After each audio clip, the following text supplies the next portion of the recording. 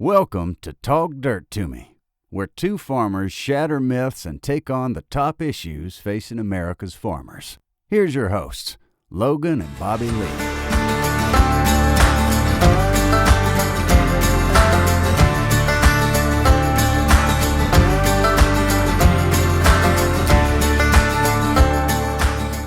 What's up, everybody? Good evening. Good evening. This will be the last episode in studio for just a little bit. Yeah. Well, for one episode. One episode. Do we have more than one planned for outside the studio? I mean, you never know. You never know what could happen. Next week will be a little different show for y'all, but tonight we're right here. Right in the studio. That's right. We'll tell you a little bit more. I know we've mentioned, but we'll remind you guys. But first, we want you to do a couple of things.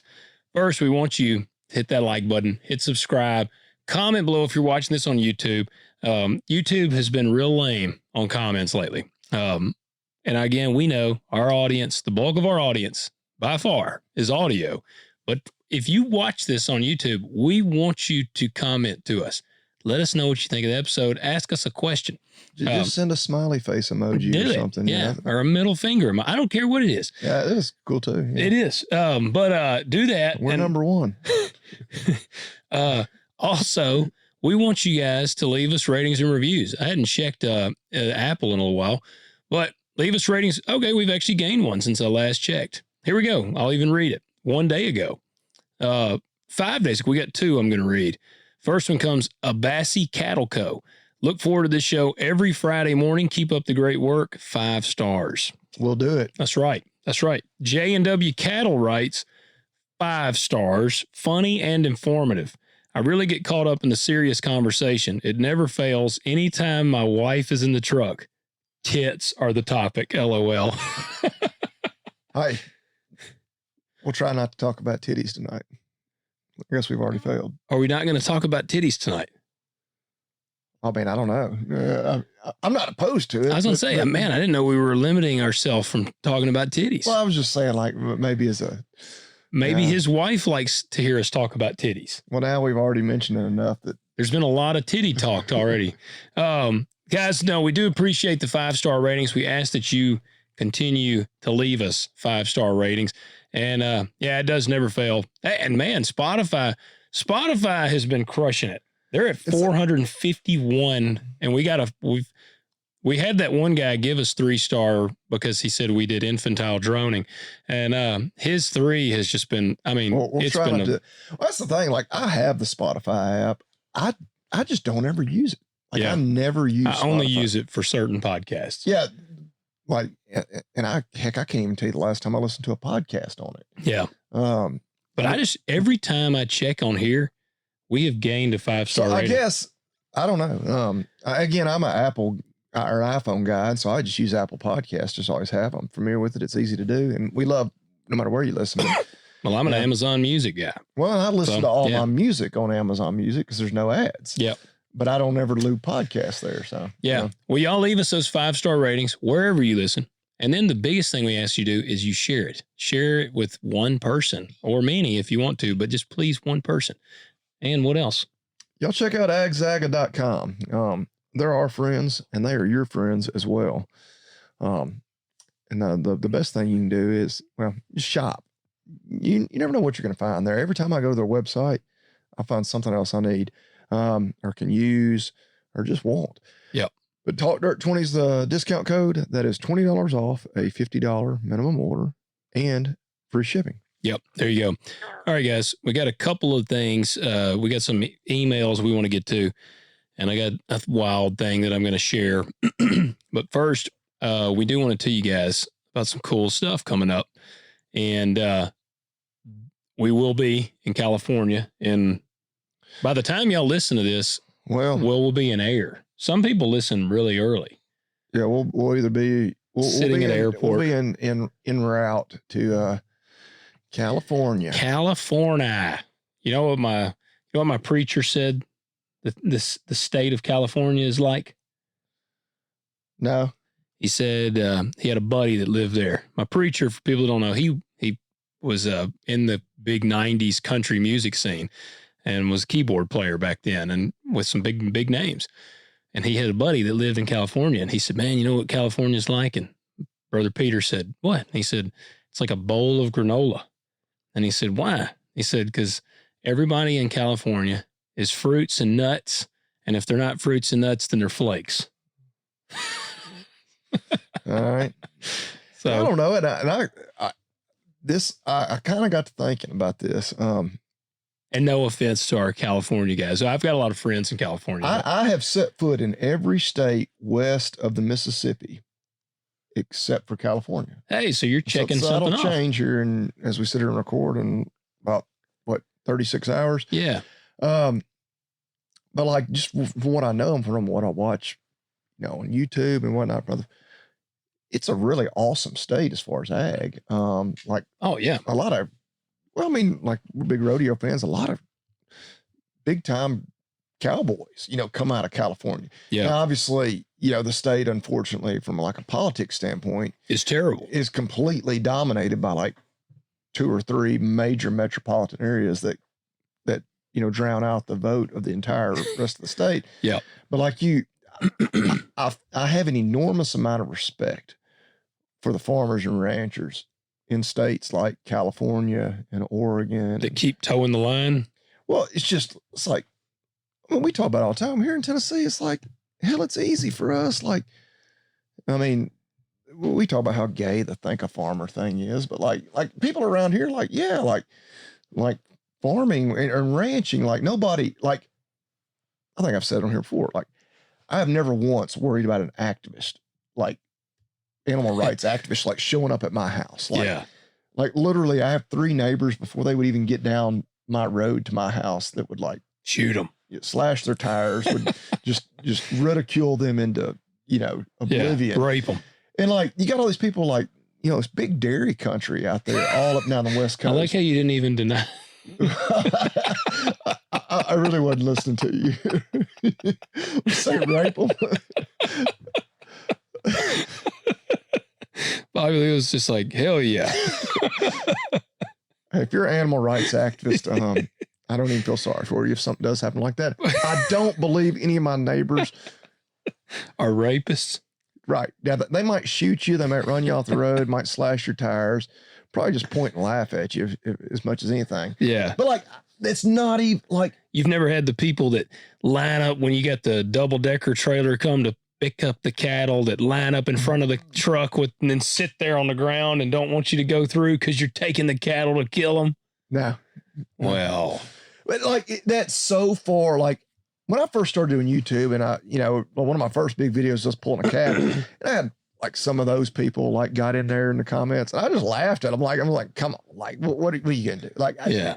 But like out there, like and again, I've never been out there, so I can't hardly say, but I've been to Oregon and some of those big dairy areas. And like, that's like a legit thing for them. Like, yeah. They don't know when they pull up to their dairy in the morning, like we might have protesters outside. Like, yeah, that's a crazy thing. Like that. Like, I commend the guys. I have an enormous amount of respect. I would have been arrested. I feel like I'd have murdered someone. Like, why don't y'all just leave? But it's what if the political climate here just changed overnight? Like, I mean, this is where both of us, we've lived our whole lives basically. And like, I'm not think about and leave. Like, I'm gonna fight for what. That's what I'm saying. You think about some of those operations in California. Some of them have been there for generations. So it'd be like just like anywhere else. Yeah. Like I couldn't imagine yet. So I mean, no, we do. We poke fun at our California friends. But no, I have it's a whole different level of respect I have, and maybe not. And I'm sure like on the crop side of things, they get attacked for chemicals and everything else. Using too much water to irrigate and shit like that. But, especially on the animal agriculture side of things, where they're, and they're not just under attack from activists, like even, the state legislature and stuff, passing stupid ass laws where they can't. Well, LeBron James needs enough water to water his grass. Oh, and the farmers are using too much water. That's what they say. But no, we do. Anyway, yeah. And we'll be getting to see. Yeah, see, I have always wanted to go to California just because I'm a movie buff. But I mean, I think, I was even talking Pat. He lived in California for maybe a couple of years. he was pursuing the rock star thing, and like he was in a band, and so he lived there for a little while. And I was telling him last night, I said, yeah, we're going to California this weekend, and Peter was like, Pat, how far is it drive? Is it from Anaheim to Hollywood? And Pat was like, well, it's not that far of a drive, but it takes about 2 hours. Yeah. And I said, crap, because there is a part of me that wishes that if the podcast, so for guys to let you know what we're doing, the Farm Bureau, American Farm Bureau, is hosting the national convention in Anaheim, California. This is like, I mean, it's like the Super Bowl of ag conventions. And we have been asked to do it. I mean, we're stoked. Like, this is a huge opportunity for us. And so we are doing a live show on Saturday at 3:00. I guess that's California time. What is that? Yeah, Pacific. Yeah, so be 1 o'clock our time. No, or 5 o'clock. 5 o'clock. Yeah. 8 on the East Coast. No. Dang, that's way, man. No, I was doing 3 hours from 5. 6 o'clock on the East Coast, 5 Central. Yeah. 4 Mountain, and 3 Pacific. You can watch our episode live. It's going to be live streamed. I think fb.org, I believe, is going to have it playing. That's what somebody was asking me. I was like, I don't know if they'll have it on Facebook Live, YouTube Live, Instagram. It'll be Live, on the whatever. Farm Bureau website. Yeah.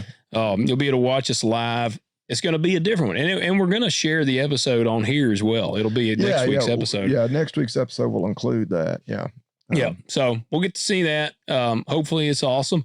Bobby Lee and I've already said, we hope it turns out really well, but we're typically used to doing this, looking into a camera. It's me and Logan in a room with just us. Yeah. Yeah. We're not normally. Every now and then there's like, we've never done it with more than 4 people. No. Yeah. No, I've never done this podcast. We've never had more than a foursome. And so, yeah, I mean, what do they tell you? Like when you're in speech class, just picture your audience in their underwear. Underwear, yeah. I don't know if I'm going to pull that trick. Especially since we're going to ask them questions, because we're going to try to get the audience to interact. We're sharing this. If you guys are going to go, if it's like a hottie, I'm definitely going to picture them in their underwear. Yeah, yeah. I mean, and that's what you got to do. But I tend to do that anytime I meet. I do that anyway. I wonder what you would look like in just underwear. Yeah, yeah. Well, I'm just kidding. Well, we do ask if you're going. Come find us. We're going to be in town. We'll be there all day Saturday, it sounds like. If you happen to be there, reach out to us. I mean, message us on any one of social media platforms. I think we're going to be pretty slammed. I know we got a lot on. We got to get there Friday. We got an event Friday.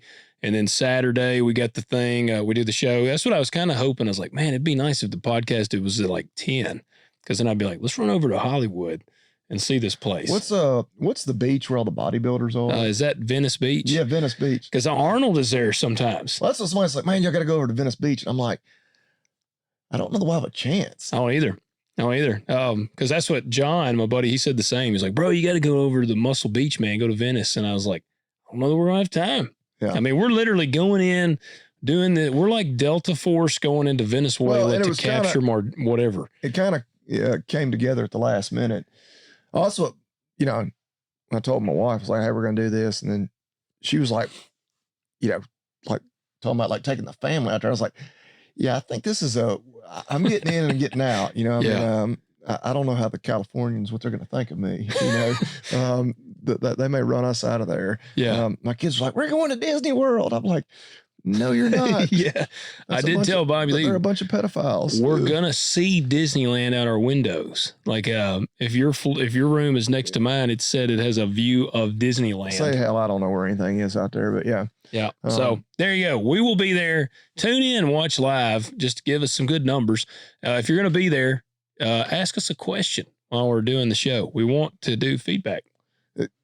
Slight change of subject. Are y'all a Disney family? What do you mean? Like, you going to take the kids to Disney World? No, actually, if we go anywhere, we're going to go to Universal. I don't know. Like, I'm kind of the tinfoil hat guy. Like the whole. No, I think Disney's pedophiles. Disney is run by like just a huge pedophile network ring. of pedophiles. Yeah, pedophiles. Yes. Yeah. And the other thing that's always kind of weirded me out about Disney is the adults that don't have kids that are like obsessed. Disney. I'm like, yeah, you need to be on a list. I'm gonna be honest with you. I don't care if the adult has kids. Any adult that's obsessed with Disney is weird.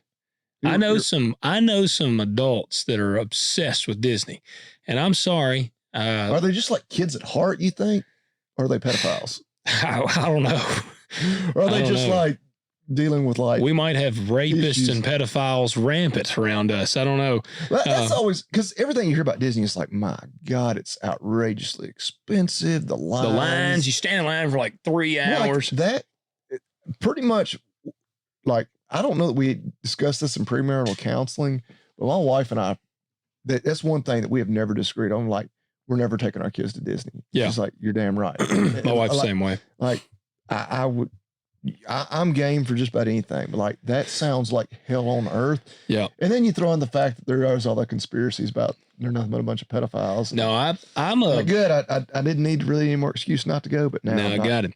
No, I'm that way. See, I want to go to Universal because again, the movie side, I grew up watching some Disney movies, Bambi and Lady and the Tramp and Fox and the Hound and all them. But Universal was like, that's the one that has like, Harry Potter. I'm like, man, that would be a fun one to take the kids to. That's a little bit questionable too. Oh man. And even I think Lord of the Rings. I've never watched either of those.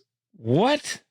Yeah. I ain't into wizards and fairies. But you ain't ever seen Lord of the Rings? No. Man, what kind of man of faith do you call yourself? Buddy, I grew up on John Wayne. Aragorn would chop John Wayne's head off. I don't think so.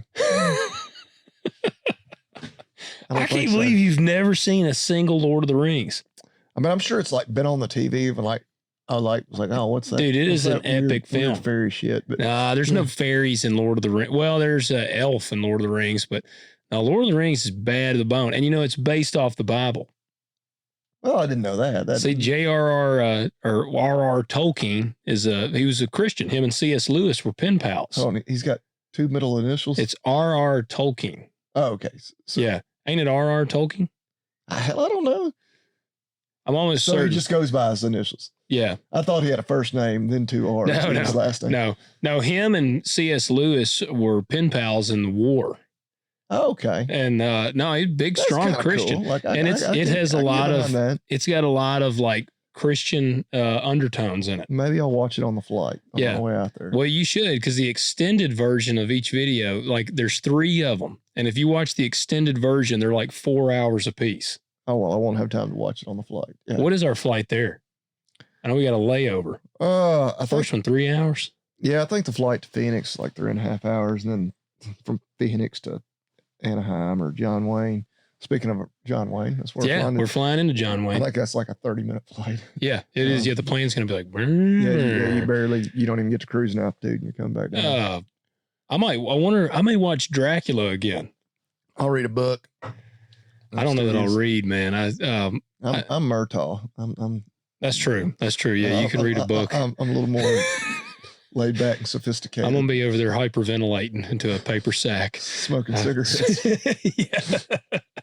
Yes. All right. I want to share something, and I'm going to just go ahead and say this. What we just did was not infantile droning to whoever commented. I think that was all relevant conversation. Yeah, we're legitimately, we're going to be totally honest with you. We're both, a little bit nervous. I remember I hated speech class in college. There was like 25 people in this class. And, oh yeah, you about to go to the next level.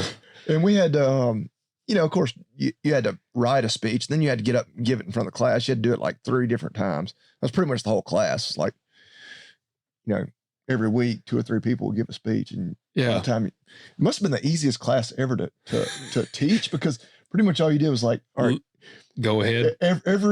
Every class is just the students giving a speech to the other students. That would be an easy class to teach. I feel like, well, get your ass up there and talk. Don't be a chicken shit. I did a monologue in front of 350 people one time, and that was terrifying. Holy hell. In New Orleans. Went for I had an agent years ago, back when I was like 18 or 19. We're doing acting. Yeah. And I went to New Orleans for like this thing, and it was like this showcase, and we had to do a monologue, and there was agents there, basically looking to sign people, and you had to perform a monologue. And I don't even remember what monologue. I think it was at a fight club, actually. But I was like, is this just for the agents? I remember asking one of them, like, are we just doing this in front of the agents? It was like 24 agents. And they're like, oh, no, the whole crowd. And I'm like, really? And you go out, you had to walk out. It was a little skinny stage. And you had to walk out, and the audience wrapped around the stage. And it was like 350 people, and you performed a monologue, and I could have shit my pants. It was so terrifying. So I'm actually not as nervous for this because, one, I was alone up there. So this one, I got some backup here. So I'm actually not that bad. I'm more nervous about traveling because I just hate leaving my home base. So I won't even have a firearm. I can't even have a damn knife. Well, that's one thing I've thought about too. It's like, damn it, you can't even take a freaking pocket knife. No. Like, I feel like as soon as we get there, I need to stop at like buy a cheap pocket knife just so I got a pocket knife to carry while I'm out there. I like to fondle my knife in my pocket. Well, yeah, I mean, hell, I pick my fingernails with it. I might need to got like a string coming off your shirt cuff. Like, what if I got to stab somebody? Well, it is California. It is. All right. So you won't have to worry about people having guns there. No, that's a felony charge. All you got to do is, if you make it illegal, nobody will have them. That's right. I want to share something before we got a couple of emails, and I want to share something before that. So we've had good lighthearted conversation. I'm about to ruin that. So this morning I was telling Bobby Lee just a while ago how I've been putting more and more pencil to the paper and trying to strategize. And our good friend, I'm pretty sure they've been talking. I know they have. Actually, I saw Matt Griggs. He had posted about it on Facebook, talking about, like, what is your plan for 2026? I've kind of asked the same thing in some of the farm groups I'm in, because, guys, right now the prices are not any better. And I'm not 100% confident that they're going to be any better. And, I have heard that there's going to be a huge payment. They're like, it's going to be the biggest payment farmers have ever gotten. I heard someone tell me that in October. And I'm like, well, and that's based off of the BBB, the big beautiful bill, like drastically raised the ARC PLC limits, apparently. So they're like, farmers are going to get a huge payment. But we've already shared, like, one, you can't rely on a payment. Two, I'm not even a huge fan of payments, but you can't really hold your breath on those. So I'm like, what are you doing? And unfortunately, I have seen some guys that are like, oh man, that's farming. You just gotta keep on keeping on. And I'm like, I feel like that's a dangerous mentality to have. Yeah, stick your head in the sand and just hope it gets better. And it's like, man, I'm gonna tell you, I can't afford another year of just, I'm hoping it's better. And so, but here's the unfortunate reality. So we like to be, again, brutally honest. I have been, leaning the operation. I've sold some things. I've paid some things off, trying to lean out as much as humanly possible. And dude, I ran a scenario this morning, leaning down my equipment cost. If I can do everything I'm hoping to do, then by mid-year, my equipment cost should be about $52 an acre, which is just, that is low. That is really low. And if I can get that down there, that's really good. And I've got some things I've been planning on input costs. For 2025, I spent probably $225 an acre on beans, and I spent almost $400 an acre on corn. That's seed, chemical, fertilizer. Well, going into 26, my plan is to get corn down to like $300 an acre and beans down to about $160 to $170 an acre. I should be able to do that. All right. So I've told you all those numbers. We've cut down equipment cost to, let's say, $52 an acre. Let's say we got the inputs down like that and we run a tight ship and all that. If prices at the current price they're at, and I have a very average yield, let's say 150 bushel corn and about 40 bushel beans. So just average yield, not terrible, just average. Even as lean as that is at current prices, I showed like a $30,000 profit. Yeah. That is one that's terrifying because I've already had 2 years of just absolute kicks in the nuts. And so then you look at it, it's like, man, $30,000. It don't take a very big swing in bushels to eat $30,000. And then two, it's like, sweet. Yeah, but what if you're just a little better than average? I know. And that's you have 165 bushel corn and 48 bushel beans. Oh yeah. Oh hell yeah. Yeah. But see, man, that's what's terrifying. Right. Yeah. And that's, no, you're right. Like, what you really miss a couple of rains and you go from you making, mid 5 figures to losing that much or more. Yeah. Well, and what really is sucked, like, it's just hard pill to swallow. And look, I know that honestly, the life that I get to live, like being on the farm, having the time that I have to be with my family, I work a lot of hours when it's go time, but like I'm able to flex it around. And like, I mean, I'm going to miss my son. I'm going to miss the first basketball game of my son's that I've ever missed going out of town this weekend. I've always been able to make it to his games. Like all these things. So it's like, man, the life is part of the pay. I understand that. But at the same time, like, dude, for $34,000, I bet you I could honestly go work at I could probably go work at McDonald's and make that much money, maybe more. I don't even know. What is minimum wage now? It's probably 14, 15. Is it $15? Did they bump it up? I was going to do so $34,000 a year. You can make $18 an hour at like McDonald's now. Yeah. So if you worked 40 hours a week at Mickey D's making $18. Well, you divide that by 52 weeks in a year, that's $653 a week. If you work 40 hours a week, yeah, you're making $16.30. And that's if you're working a 40-hour week. And yeah, I know obviously, I don't know what your average comes out to, because obviously during planting and harvest, you're working a hell of a lot more than 40 hours a week. Yeah. I don't know if it averages to more than that total for the year. It probably does. Oh yeah. Yeah. Cause, and I think we'll probably put in, in a regular, like during planting time, we'll run probably 14 to 15 hour days. You could say just 6 days in a row. What is that? Well, I just say if you average 50 hours a week across the year, you're making $13 an hour. Yeah. So, and it's not just that you're making, you're only making that, but you're sticking your neck way out. Yeah. For I mean, literally when you work at McDonald's, the only risk you have is, do I get in a wreck on my way driving to and from work? Yeah. Or like, does somebody get mad and throw a cheeseburger at me? Yeah. Like there's virtually zero risk. That's what I said. Like working there. The stress should be. And hell, actually there's probably not even that much risk. And because somebody throws a burger at you, you can probably claim something and assault and get like a payment. Yeah. That's true. So it's literally just, can I get to work safely and home safely every day? Yeah. Right. And, I think that's why, farming's not for everybody. A lot of people are just like, why would I do that? Yeah. Well, and that's what, when I was kind of running these numbers, and I was like, that is why, like you're seeing historically, like young people are not coming back to the farm.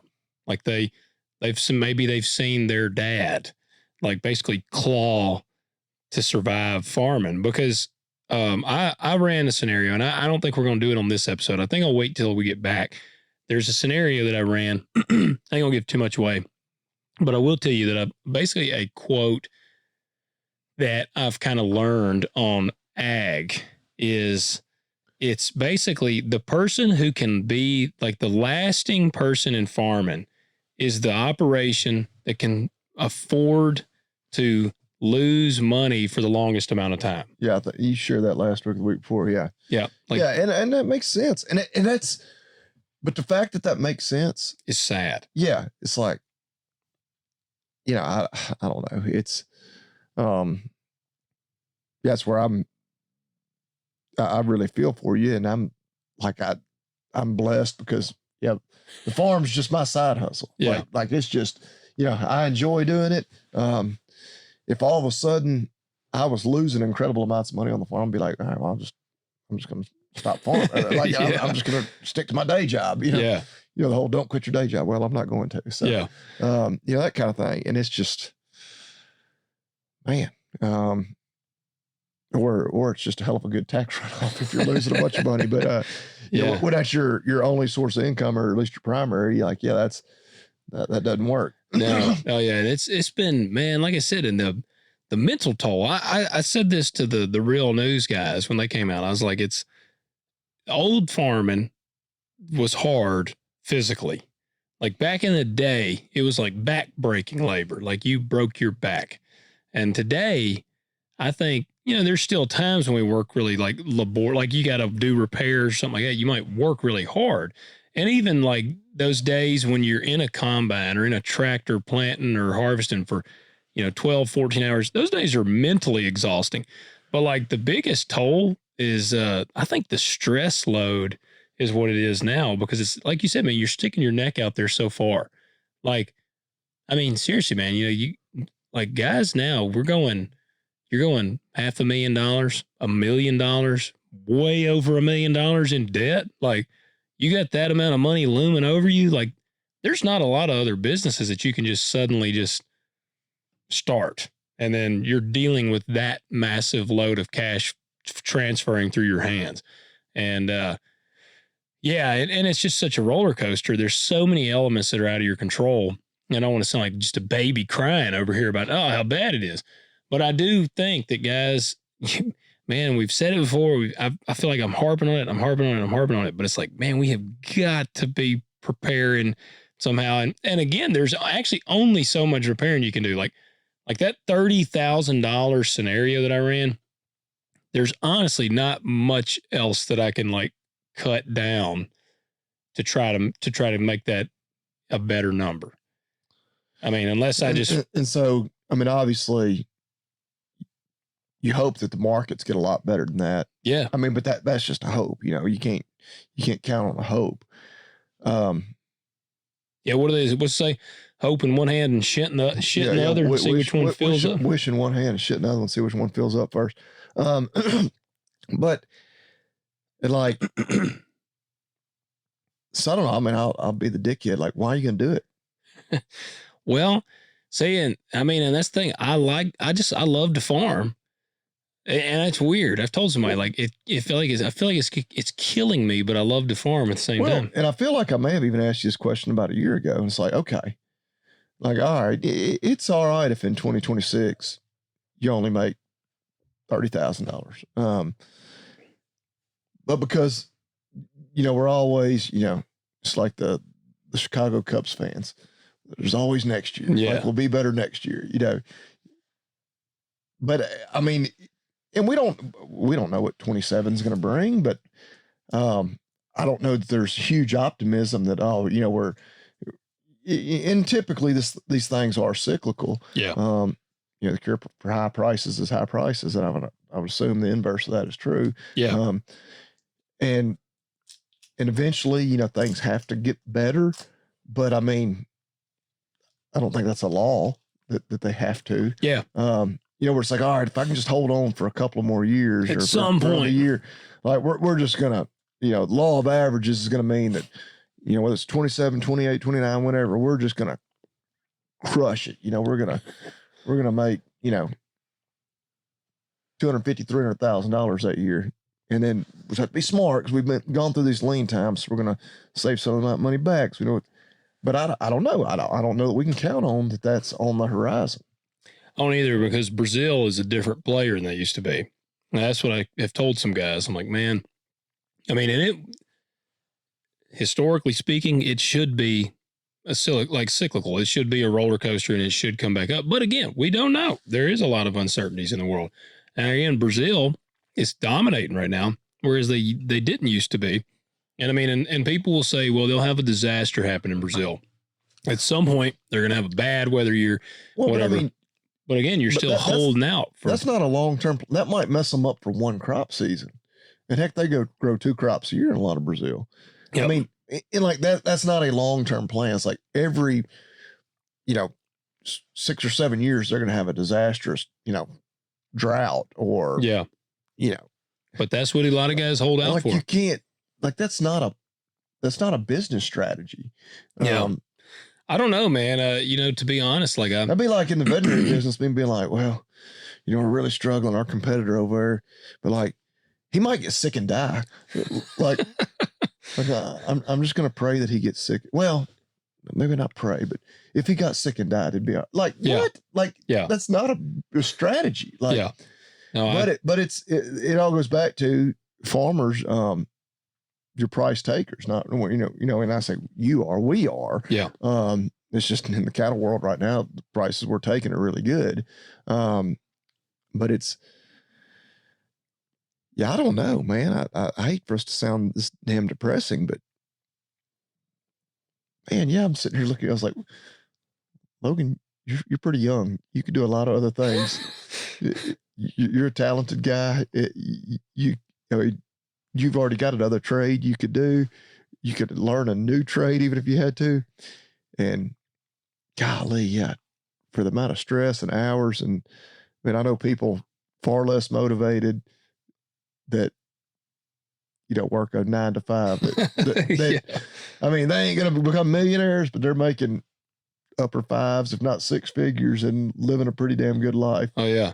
With pretty much zero stress, because they just punch a clock. You know? Oh, that's how, man, you know, when I was machining, I was a machinist for 2 years.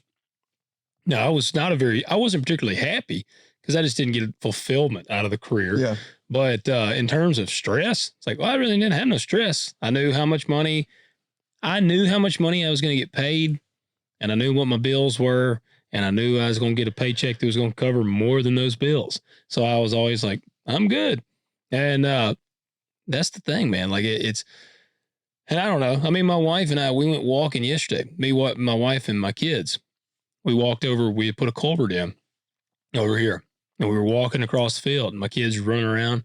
I mean, we live on a 200-acre farm, and we were walking over there, and I was like, man, you know, like, that's like moments like that is what I like. Like, this is why we fight. This is why I fight for it. Like, we have a 200-acre farm we live on. And so stuff like that, because what's tough is I owe on this piece of ground I live on is not paid for. And so it's a bizarre thing to try to explain to like people outside of ag. It's like, I'm losing my ass farming right now, but there's almost nothing else I could go do right now that's going to make enough money to cover the notes on the land. Like, but then they're like, but you're losing money. I'm like, yeah, but like, what else am I got? Like, I would have to go get a job making just crazy money to be able to pay just the note on this farm. Yeah. And so that's the bad thing.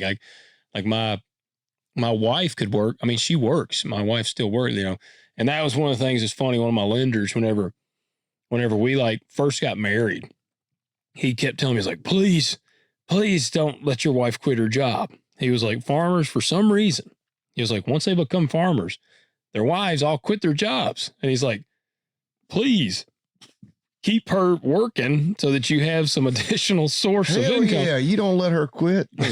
She's got to pull her own weight. Well, that's what. Don't tell me who the lender is, but yeah, I don't know. Well, you know him. Oh, I'm sure I do. Yeah, but don't tell me which one. Not on air. Yeah, but yeah, no, Lord. he was like, man, don't. I understand where he's coming from, but like, yeah, when you put it that way, it's like, yeah, you keep her ass working. Yeah, well, and nobody gets a free pass around here. That's right. You're damn right. And that's the thing, man. Like I don't know. I do think about it. I mean, me and you have both talked about it. You know, you've said before, like, you know, okay, yeah, you have a full-time job, but you're like, but you still, the cattle is time consuming and stuff. Like you said before, like, oh, I could get rid of these cows and I could take up playing golf on the weekends. I could go play golf, do something. You would honestly have more time to enjoy your family and yourself if you got rid of the cattle.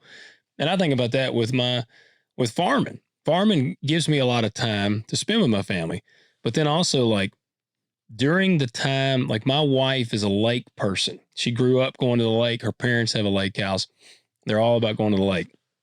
I never go to the lake because they go to the lake in the summer.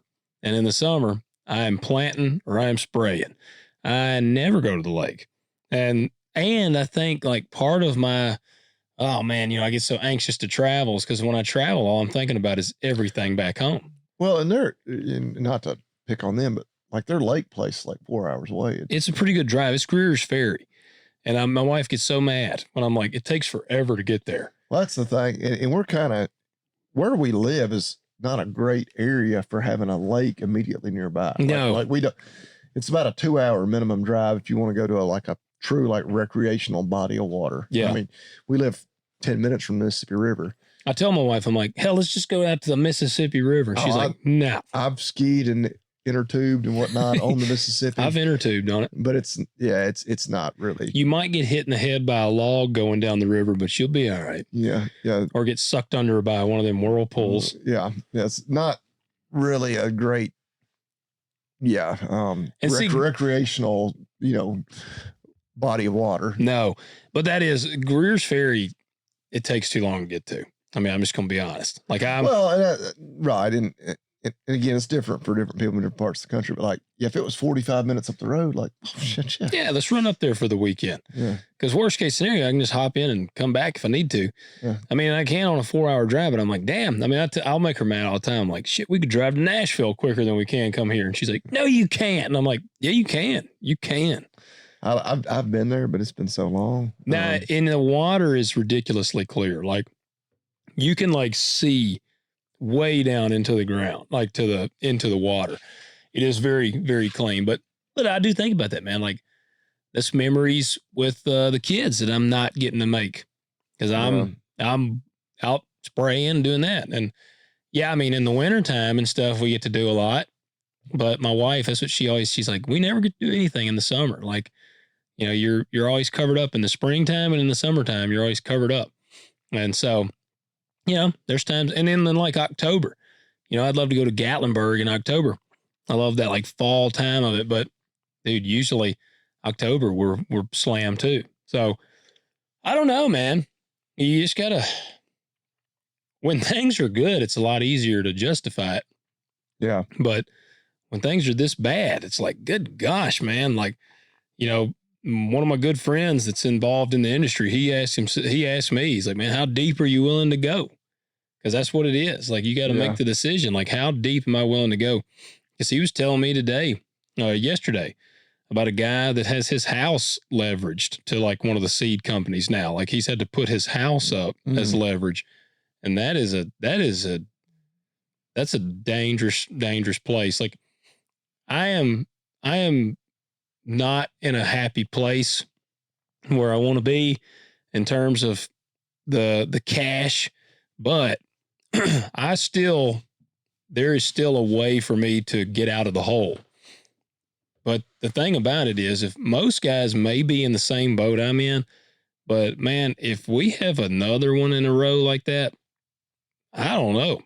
I don't know how it would be a mass exodus. And it'd be a lot of them going bankrupt, and it'd be a lot of them just saying, I'm done. I've seen it around here. We've had a couple of guys that are, 60s, and they're hanging it up.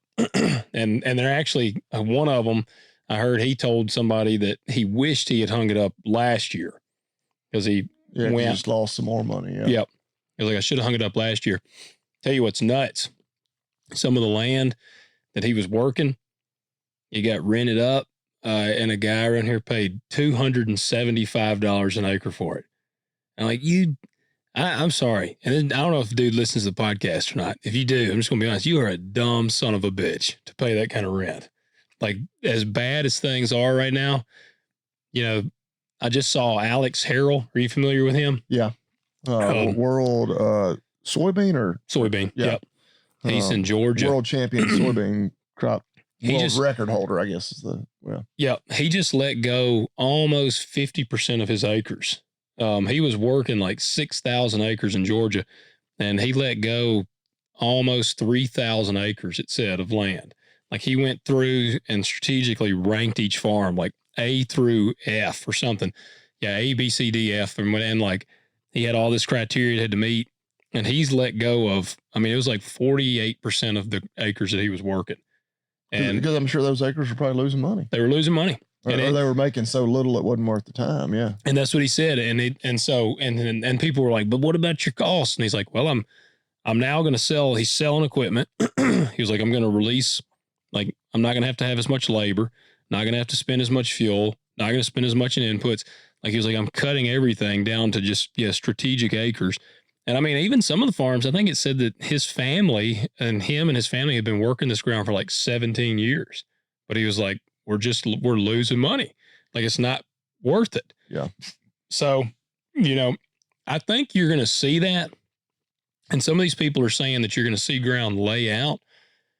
I think you could see some ground layout. But the problem is right now, I almost think we would probably need one or two more really bad years, but I think you're still going to see those people like the doofus that paid $275 an acre.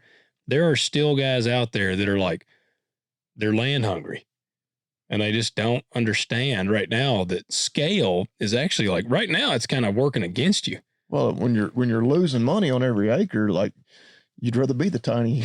Yes. Yeah. Yeah. If you're losing $100 an acre, you'd rather be working 100 acres than 1,000. Yep. And I'd rather be working 1,000 than 10,000. That's right. So I don't know, man. It's it blew my mind whenever I heard someone paid $275 an acre rent for some of this ground. I'm like, God dang, man, what an idiot. Like, and it frustrates me because that's where I'm like, when we've said on here, like farmers are their own worst enemy. Like when things are good, they go pay a fortune for equipment and this and that. And now things are bad and we still got idiots paying high rent just to get the ground. Well, I don't know. It's worth what somebody's willing to pay for it. So, yeah. Yeah. I don't know how in the world you make it work. All right. We got email here. This is from Maddie. Maddie was one that wrote in about like if you can skip a year on the beginning farmer. On the FSA stuff. Yeah. Yep. She said, hey, so for FSA programs, the beginning farmer is technically someone who has not filed a Schedule F on your taxes for 10 consecutive years. No, wait a minute. She did write in again. That was FSA, yeah, that sounded like the first email she sent where you just have to skip a year at some point. Yep. Okay. She wrote back in. She said, after listening, I'm not sure how to get away with taking a year off of a Schedule F, but it would be interesting to ask an accountant or someone knowing all the legalities. The cover crop practices I was referencing to with NRCS, it could be different for each state, but it is actually 90% cost share for historically underserved. Wow. See, I don't know what their cost share is right now. They do, but it's pretty good, but it ain't 90%. She said, I must have made a typo in the last message, but there is cost share practices for irrigation, water management, using soil sensors, crop rotation, no-till, getting soil samples, planting cover crop, and some states do ag chemical facilities.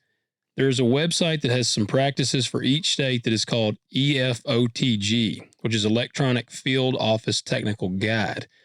There are links that include the description of each of them. It's kind of interesting to look at. Another random note, there is a website called Web Soil Survey that anyone can use to look at soil types, capabilities, etc. It's really interesting to get on and use. Thanks for sharing. So check that out. Yeah, I'd be shocked if we don't have like an accountant or something that listens to the show. Oh, I'm sure there is. Yeah. Like, I wish if we do, I wish you would reach out and let us know, like from a legality or logistical standpoint, is there a way that you could skip filing a Schedule F for 1 year without just having to be like, I'm going to not work any ground for a year? Like, I would love to know. You might could like put all of it in your spouse's name and now see, me and my spouse, we filed taxes together. Yeah. If you had a buddy you trusted really good, you could be like, dude, I'm going to sign you over as the operator for 1 year. You could even be like, I could be like, Bobby Lee, I'm going to list you as the operator. You don't have to do anything. I'm still going to farm it like normal, but you just have to go sign the stuff. I bet you could almost do something like that. Yeah. Yeah. And I mean, yeah, I don't know why you couldn't. I mean, hell, I don't know anything about any of it, but yeah. Yeah. If that's all true, like, yeah, why not just on paper? It looks like, yeah. And then we'd have a terrible loss and I'd be like, shit, Bobby Lee, you got to come up with a lot of money. As you're sitting there telling me that, I was like, yeah, I don't know about this year. I might do it before you 1 year, but yeah, be like, damn, Bobby Lee, you got to come up with a lot of money. But in all seriousness, yeah, and I could be just like, well, and then I'm going to pay you to custom farm it for me. Yeah, and yeah, and how much money actually changes hands. I don't know why you couldn't do that, honestly. And then then the next year you just start back up like normal. You just pick out like any random person, like, hey, you're going to farm this, but you're going to custom hire me to do all of it. And like, we'll work out a system where like, you're going to pay me like 99.9% of the, yeah, I mean, it's a mockery of the system. I mean, that's really what you're doing. Like the whole, don't hate the player, hate the game. That's what I always say. Like the government, anytime it's a stupid game, they have you play. Yeah. Hey, and speaking of that, I got to share on the crop insurance thing where I mentioned that I was only going to get to use 75% of the county yield. I had some people who were like, man, we've never heard of that. I found out why that is. And it's because I planted that was my last cornfield that I planted. And I started planting it in May because it was really delayed by the rains. But I started planting it late May and then it rained. I didn't get to finish planting it until actually like June 1. And because it was June 1, anything after, there's some date like May 25th, anything planted after that is considered late on corn. And so you're not expected to get full yield. Nope. You get dinged. You can only use 75% of the yield. This is a dumb question, but how do they know when you planted it? You go tell them. you go tell them. I had it planted April 30th. Well, and there's nothing stopping you from doing that. And I mean, unless they had like somebody like literally filming you, like with a timestamp on their phone, like, I mean, they might be like, we know damn good and well you didn't, like, prove it. Yeah. I mean, no. Obviously, you know. No, and that's true. And I'm sure if you were repeatedly, abusing that, they'd have somebody like out there, like taking pictures of you being like proving it. But yeah, no, it has to be, there's, you go and certify it. Now, again, I didn't even know that. Not saying that I would have lied about it, but I'm just saying. I thought you were going to say like it had to be done by May 31st and like, oh no, I would have rained you out on the 31st and you finished on the 1st. I'd be like, that is some bullshit. I would have been pissed. No, I would have been like pissed. Literally, I missed it by 12 hours. Yeah. Like, no, it was because of that. It was considered late planted. So there's that. All right. Jake writes in, I heard on today's podcast that Bobby Lee's dad has a no-till seeder. I recently bought one to convert some row crop ground to pasture, and it worked great in the harrowed up ground, but I'm not sure how good it will do over seeding into pasture for winter grazing. I have not tried it. I can tell you it won't do good. I've been there. That's what he says. I have not tried it yet with the front aerator type wheels. Not sure what they're called, turned aggressively. Yep, he's got the same one we do. He said, but I'm not overly optimistic about it. Don't be. Yeah. I would be interested to hear your opinion before I plant larger acres next year. Maybe I should trade it for a no-till drill. Thanks, and keep the episodes coming. That's probably a good idea. Yeah, so when I read this, I was like, I remember that drill your dad bought, or that seeder, and I'm like, yeah, that was. Yeah, so again, this for 99% of our audience, you have no idea what we're talking about because you never run one of these. Yeah, when you really put the angle on those, I don't even know what they call it, like you call it the aerator or whatever, it'll tear up the ground, till it up a little more in front of it. It's like, at least in the exact conditions I was trying to use it in, it was not worth a damn. Now, once I tilled the ground and then ran it, oh yeah, it did great. But I'll tell you, actually, whenever because I had kind of a wild hair there for a little while, and I was planting I was rotating winter annuals and summer annuals on about 20 acres of my pasture. Yeah. We're planting millet or Sudex during the summer, and then doing triticale, oats, radishes, whatever, during the winter. And yeah, it just got kind of old. Whenever I put my pasture back, or whenever I put it back into perennials, I did a fescue, orchard grass, red and white clover. I went to the county. Rented those ones. So you rented their I drill. went to the county NRCS office and rented the drill. Yep. And used the actual drill because, it's a neat, piece of equipment, but I guess it's not that neat if it doesn't do what you need it to do. And yeah, it leaves a lot to be desired, unfortunately. At least I'm sure there are certain conditions where it, soil types, moisture, everything, it can work really well. I was disappointed in it. Yeah. I don't remember when we put his whole place in the pasture, if my dad had that. But we actually rented the big drill. I think the county office is a 10 and a 15 foot. Yeah. I had to use the 10 at my place because some of my pastures across the creek and my creek crossing, I couldn't get across with the 15 foot drill. But for my brother's place, I know we used the 15 footer because. Yeah. And you can get a 15 foot soybean special or something like that for like $5,000. Yeah. I don't know. Cause he's talking about putting in pasture. Yeah. It's like that no-till seeder, and it's got like the small seed box, like if you're working with, native grasses or other things. The one you rented up there, what spacing was it? We'll say it was 7.5. Okay. Yeah. See, the soybean special is going to be probably 15. I want to say it was, but I can't remember. Yeah. It may have been. It's been a while since I put I can go back on my YouTube and watch it. Yeah, well, Jake, appreciate you writing in. It sounds like you don't want to use the thing that you got. Well, like I say, it worked really good when I dissed the ground and used that behind it, which totally defeats the purpose of having a no-till seeder. Yeah. All right, Wesley writes in, I'm going to start feeding out a few steers here in Texas. I was hoping to get the recipe that Bobby Lee uses to feed out his steers. That's it. All I need is your email. I'm going to say, let me copy this and send it to Bobby Lee. Appreciate you, Wesley. I'm sending this to Bobby Lee right now. I have shared that with more people than I can even count here lately. Which if you watch my YouTube, I've talked about it some more on YouTube too. Just like some other little pointers and whatnot. But yeah. All right. Yep. Nick writes, let's see. All right. Sorry, Nick. We got a couple others. We're going to wait because we don't want to rush through those. I did make a really cool. Was that not just the coolest image? Logan and his AI machine. Because now ChatGPT it didn't want to use your faces, like it wouldn't do like our faces. Well, I've tried to use it a couple times, like help me make a thumbnail for like my YouTube.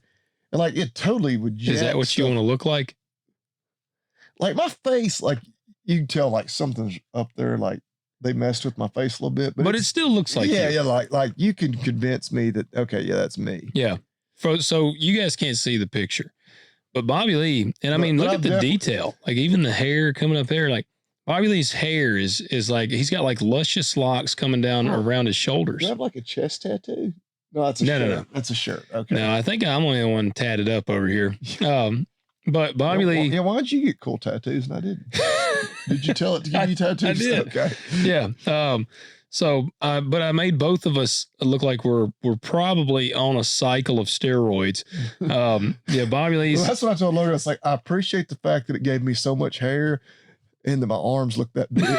But look how legit, like the detail. We even put the veins in the arms.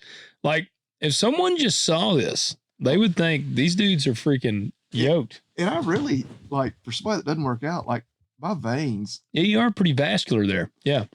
I dated a girl one time, like that was like a really big thing for her. Like a fetish for her? Yeah. Like lick your arm? Like really, well, everybody knows what a bodybuilder, like they got the real.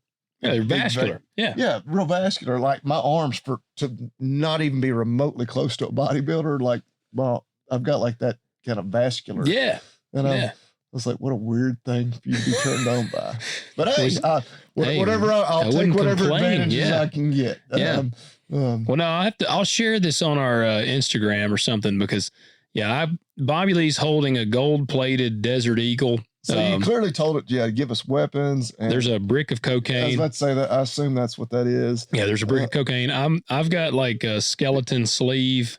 Yeah, Logan's got a sleeve tattoo. Did you tell it to make me muscular? Yeah, I said make us both muscular. Okay.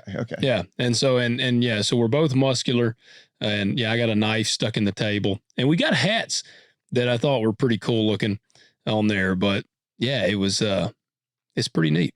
I mean, now you can do faces. Used to, it wouldn't, like, it would have you would have been like, totally distorted the faces. Yeah. You'd be like, that doesn't look like them at all. Well, that's like I say, the few times I used it, because I would like take a picture, like I grabbed like a screenshot off of my YouTube video and I would give it to AI and be like, make me a good thumbnail for the YouTube video using this image. Yeah. And yeah, it would like just totally jack it up. Oh, yeah. I was like, this is worthless. Yeah. It was hit or miss before that. You got one?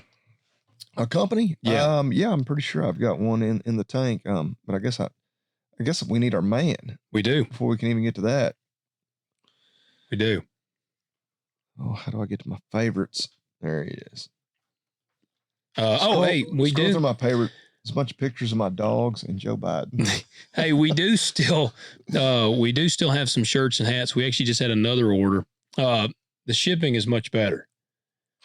Through Wix, they have Shipio or something, and it was like it's almost exactly what we charged for shipping. Oh, okay, good deal. I wish I had known that on the first like 16 orders that I went and did, because one of those orders was $32 shipping. Yeah, that's outrageous. Or whoever that listener, you live in like Timbuktu.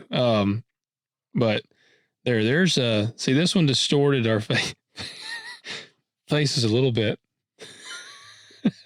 What? I can kind of vaguely see there that looks like you. Dude, if we were gay, that's what we would look like.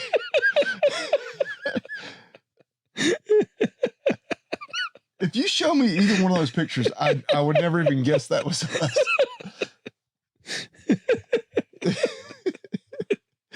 You got to share that one now, because now the audience is like, yeah, if we were gay, that's what we would look like. Like, good Lord. All right, let me see. They got like some eye makeup on or something. I'm zooming in as far as the camera will let me. Yeah, y'all need to be watching on YouTube. Yeah, here it goes. Come on, it's still got some more in it. All right, look at that. You guys can see that. I'm holding that up to it. Look at that.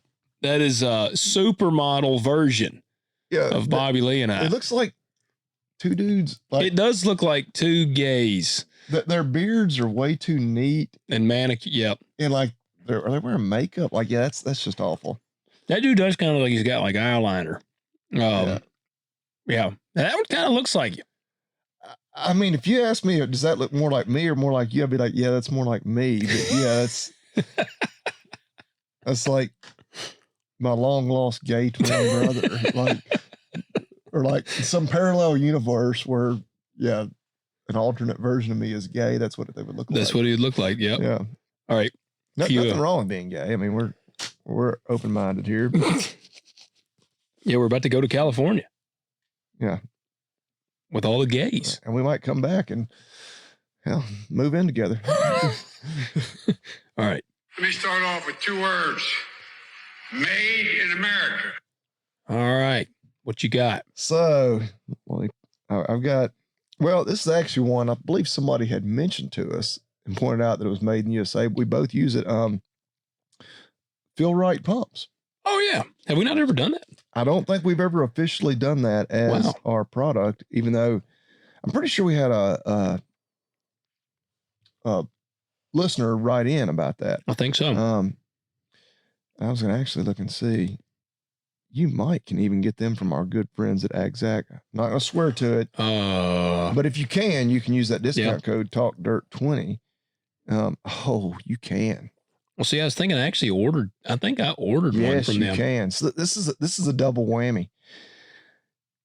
Go to agzaga.com. You can get the Feel Right. They got the diesel. They've got the gasoline, 3/4 inch fuel nozzle. Heck, I might ought to even look at upgrading the one I've got. Because mine, I've actually, I am not currently using one, not on my truck, but I have used one. I'm not just blowing smoke here. Oh yeah, I use them all the time. But mine, it doesn't have the, what do you call it? Where it clips and will stay. Yeah. Yeah. The auto. I had bought everybody that. knows because you've gone to pump gas in your car and it doesn't have like the little click part on there click where it holds it. And so like on mine, like my cheap one I got on my truck, like you always look around, you find a rock. On my service truck. You better not walk off very far because then you'll be, the EPA will be on your ass because you just pumped 6 gallons of diesel out on the ground. Yes. But yes, you can order them through our good friends at agzaga.com. Well, you might as well tell them what do they need to use when they do that? Well, it's actually a perfect product because I believe, $79.99. Okay. But it's going to cost you $59.99. That's right. Because you're going to use the discount code TalkDirt20. It's going to take $20 off that order. It's already over $50. And they're going to ship it to you for free 99. Free 99. You can't beat that. You cannot beat that. Well, then that's a perfect segue to also tell you guys that we need you to leave us 5-star ratings on Apple and Spotify. If you've been watching this on YouTube, hit the like button and comment below. Let us know what you want to hear us talk about, any topics like that. And hey, and you got time if you want to tell us if you got a question you'd like to submit to us to specifically answer at the National Convention. If you do it, you send us that question before. Well, if any of you were going to be there, because again, this episode will drop early Friday morning. We're going to be, we'll be getting there Friday, hopefully morning, as long as our flights are on time, midday. If you listen to this, maybe somebody's listening to it while they're traveling out there. You're going to be there. Please come by. I really don't know where we'll be other than at 3:00 on Friday or Saturday, when we'll be, as you say, on the cultivator stage. Yeah. Cultivation stage. Apparently it's like the big stage. I mean, we shouldn't be hard to miss. I'm losing my Farm Bureau convention virginity. So this is my first time. Me too. But apparently it's in the trade show general area, but up on stage. Come by, if you got a baby you want us to sign its head. Yep. Is that what he does in Talladega Nights? Yeah, like he signs a baby. Yeah. I'll sign a baby. Yeah. And we're going to actually have I think we'll have two. In all honesty, it'll be don't ask me for my autograph. That's just I'd be flattered, but I'm not that cool or famous. Well, and we're take a picture with us. Yeah. Give us a fist bump. Hell, maybe we can go grab a drink of whiskey or something after things are over with that evening, something like that. Yeah. And if you really want me to sign your baby, I will. Yeah. Oh yeah. We're going to have 2 Bring or a 3. Sharpie because I don't think I'm going to have one. No, I don't have a Sharpie. We're going to have 2 or 3 hats as well that we're going to give away if someone, the people that ask questions. So there'll be a little incentive there. And so if you've really been wanting one of our hats and you haven't gone on our website to order it, you can always fly out to the convention, come to the show, and you might get that hat. That's right. Yes, or you could go to talkdirtpodcast.com and just order one. Yeah, what are they, $30? Yep. Yeah. And probably cheaper to go that route, but if you just happen to be in Anaheim, come by and see us. Yep. Guys, we appreciate y'all for tuning in, and we will catch you next week. Yep. You've been listening to Talk Dirt to Me with your hosts, Logan and Bobby Lee.